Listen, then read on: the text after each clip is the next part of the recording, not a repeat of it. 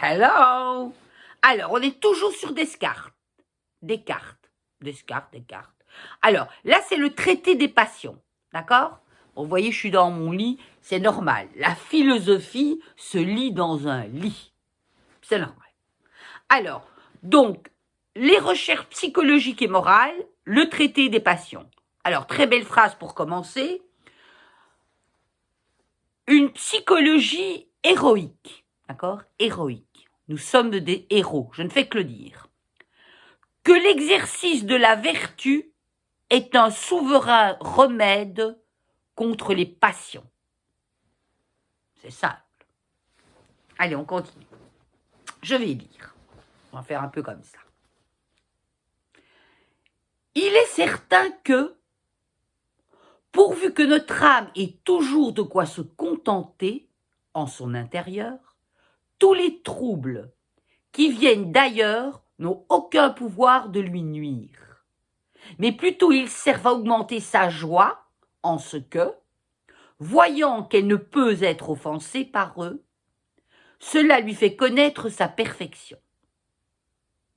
Et afin que notre âme ait ainsi de quoi être contente, elle n'a besoin que de suivre exactement la vertu. Car quiconque a vécu en telle sorte que sa conscience ne peut lui reprocher qu'il ait jamais manqué à faire toutes les choses qu'il a jugées être les meilleures, il en reçoit une satisfaction qui est si puissante pour le rendre heureux que les plus violents efforts des passions n'ont jamais assez de pouvoir pour troubler la tranquillité de son âme. C'est un bijou. Ça vaut un diamant, ce texte. Suivant. Je ne remarque en nous qu'une seule chose qui nous puisse donner juste raison de nous estimer, à savoir l'usage de notre libre arbitre et l'empire que nous avons sur nos volontés. Car il n'y a que les seules actions qui dépendent de ce libre arbitre pour lesquelles nous puissions, avec raison, être loués ou blâmés. Et il nous rend en quelque façon semblables à Dieu, en nous faisant maîtres de nous-mêmes, pourvu que nous ne perdions jamais, ou que nous perdions point, par lâcheté, les droits qu'il nous donne. Ça, c'est une deuxième bague. Un autre bijou. C'est quand même gai de se plonger dans une vraie connaissance. Que des choses qu'on nous raconte et qui n'ont pas beaucoup d'importance. Là, on peut réellement remettre les choses en place. La vertu. Après, je ferai un truc sur la vertu. Alors, donc, par rapport à ce texte-là, on peut se dire pour quelle cause on peut s'estimer. Deuxièmement, je crois que la vraie générosité, qui fait qu'un homme s'estime au plus haut point qu'il se peut légitimement estimer, consiste seulement, partie en ce qu'il connaît, qu'il n'y a rien qui véritablement lui appartienne que cette libre disposition de ses volontés.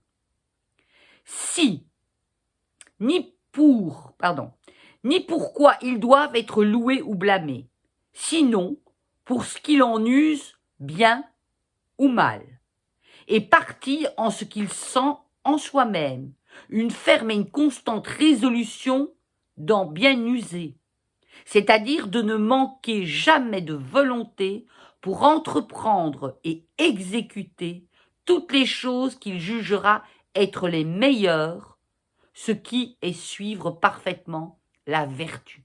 On voit une progression. On voit une progression dans la volonté, dans la connaissance du libre arbitre, dans le sens de faire bien, dans la mesure. Et là, la question serait, en quoi consiste la générosité? Envers soi-même d'abord.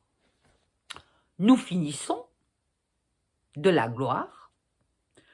Ce que j'appelle du nom de gloire est une espèce de joie fondée sur l'amour qu'on a pour soi-même, et qui vient de l'opinion ou de l'espérance qu'on a d'être loué par quelqu'un d'autre. C'est profond. Ainsi, elle est différente de la satisfaction intérieure qui vient de l'opinion qu'on a d'avoir fait quelque chose, fait une bonne action. Car on est quelquefois loué pour des choses qu'on ne croit point être bonnes et blâmé pour celles qu'on croit être meilleures. Mais elles sont l'une et l'autre des espèces de l'estime qu'on fait de soi-même, aussi bien que des espèces de joie, car c'est un sujet pour s'estimer que de voir qu'on est estimé par les autres. Ça, c'est comme Louis de Funès. Hein. Un bain de mots, les gars. Un bain de mots. Le traité des passions de Descartes. Ok?